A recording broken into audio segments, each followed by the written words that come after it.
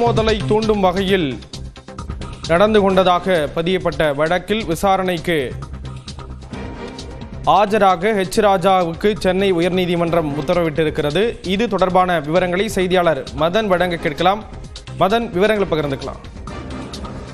மதுரை திருப்பரங்குன்றம் மலை விவகாரம் தொடர்பாக இந்து அமைப்புகள் அழைப்பு விடுத்திருந்த ஒரு ஆர்ப்பாட்டத்திற்கு காவல்துறை அனுமதி மறுத்துவிட்டது.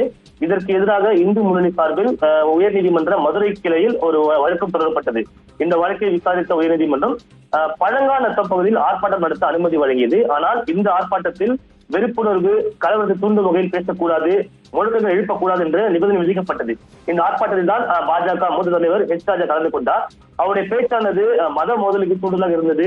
நீதிமன்ற நிபந்தனை மீறியது உள்ளிட்ட 3 பிரிவின் கீழ் ஹெச் ராஜா மீது மதுரை சுப்பிரமணியபுரம் காவல்துறை வழக்கு பதிவு செய்தார்கள். இந்த வழக்கு விசாரணைக்கு ஹெச் ராஜாவுக்கு காவல்துறை தரப்பில் நோட்டீஸ் அனுப்பப்பட்டது. இந்த நோட்டீஸை எதிர்த்து ஹெச் ராஜா தொடர்ந்த வழக்கு இன்று நீதிபதி வேலுமுருகன் முன்பு விசாரணைக்கு வந்தது. அப்போது இந்த வழக்கை விசாரித்த நீதிபதி அந்த நோட்டீஸை ரத்து செய்ய முடியாது என்று ஹெச் ராஜா தாக்கல் செய்த மனுவை இன்று தள்ளுபடி செய்து உத்தரவிட்டார்.